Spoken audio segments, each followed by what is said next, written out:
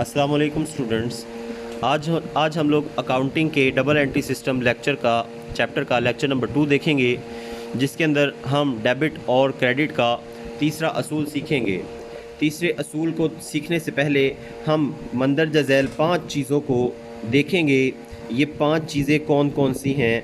ये 5 चीज़ें अकाउंटिंग की बुनियाद हैं, ये किसी भी कारोबार की बुनियाद होती हैं। ये 5 चीज़ें, सबसे पहले आते हैं एक्सपेंसेस, देन हमारे पास आती है इनकम, देन हमारे पास आते हैं एसेट्स, देन हमारे पास आती हैं लाइबिलिटीज़, और फिर हमारे पास आता है कैपिटल या ऑनर इक्विटी। अब देखें एक्सपेंसेस क्या होते हैं। इखराजात, जो भी हम कारोबार में ख़र्चा करते हैं वो है एक्सपेंसेस। इसका बैलेंस होता है डेबिट। उसके बाद हमारे पास आगे इनकम। इनकम कहते हैं हम आमदन को, यानी कि जो भी कमाई या जो भी हमारे पास आमदन या किसी भी तरह की जो कैश हमारे पास या इनकम होती है, आमदन होती है, उसे हम कहते हैं इनकम।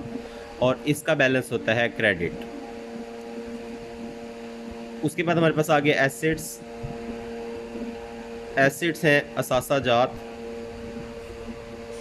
असासाजात का बैलेंस होता है डेबिट। असासाजात ऐसी चीज़ें हैं जो 1 साल से ज़्यादा चलती हैं और जिनकी वैल्यू होती है, जिसे सेल करके आप कैश में तब्दील कर सकते हैं, जैसा कि बिल्डिंग, फर्नीचर, मशीनरी या कैश या बैंक में जो पैसा पड़ा है, ये सारे आपके एसेट्स होते हैं। उसके बाद लायबिलिटीज़ आ गई, जिम्मेदारियाँ। जैसे आपने किसी के पैसे देने हैं, किसी से उधार लिया हुआ है, तो हम इसको कहते हैं क्रेडिट।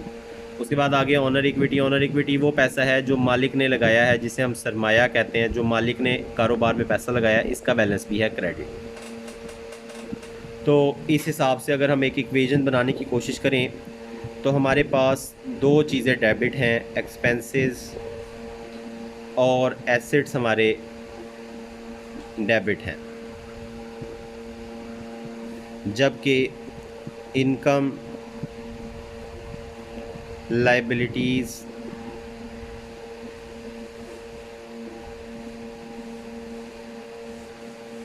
और कैपिटल या ओनर इक्विटी ये हमारे क्रेडिट हैं। देखें, अब बात ये है कि अगर ये चीज़ें बढ़ रही होंगी, इनमें से कोई भी चीज़, हमारा ख़र्चा बढ़ रहा है या हमारा एसेट बढ़ रहा है या हमारा इनकम बढ़ रहा है या हमारी लायबिलिटीज़ बढ़ रही हैं या हमारा कैपिटल बढ़ रहा है, तो ये अपने असल बैलेंस पर ही कायम रहेंगे, यानी कि ये चीज़ें डेबिट ही रहेंगी। लेकिन डेबिट रहेंगी और क्रेडिट रहेंगी। लेकिन अगर ये चीज़ें कम हो रही हैं तो फिर ये अपने उल्टे बैलेंस पे चली जाएंगी। यानी अगर मैं यहाँ लिख देता हूँ, अगर कम हो रही हों तो फिर ये उल्टे बैलेंस पर चली जाएंगी। कम हो रही होंगी तो एक्सपेंस और एसेट अगर कम हो रहे हैं तो हम उन्हें क्रेडिट कर देंगे, और अगर इनकम, लायबिलिटीज़ या कैपिटल कम हो रहे हों तो हम उन्हें डेबिट कर देंगे। इसी तरह मैं यहाँ लिख देता हूँ, अगर ज़्यादा हो रहे हों तो हम उन्हें उनके असल बैलेंस पर कायम रखेंगे। देखें, अभी पिछले लेक्चर में जो हम लोगों ने एंट्रीज़ देखी थी, उसी एंट्री से मिसाल लेते हैं। मिसाल के तौर पर मैं कहता हूँ रजिस्टर ख़रीदा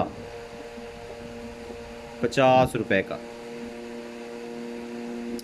अब देखें, रजिस्टर ख़रीदना, रजिस्टर क्या है? वो एक एक्सपेंस है। रजिस्टर एक एक्सपेंस है और कैश एक एसेट है। कैश एक एसेट है, मैंने आपको बताया, जिस चीज़ को हम कैश में तब्दील कर सकते हैं, दैट इज़ एन एसेट। अब देखें, अगर रजिस्टर हमने ख़रीदा है तो हमारा एक्सपेंस बढ़ रहा है। एक्सपेंस का असल बैलेंस डेबिट होता है, और अगर वो बढ़ रहा है तो वो डेबिट ही रहेगा, तो हम रजिस्टर को डेबिट करेंगे। और चूँकि कैश वो एसेट है और एसेट हमारा कम हो रहा है, कैश हमारा कम हो रहा है, तो हम उसको क्रेडिट कर देंगे।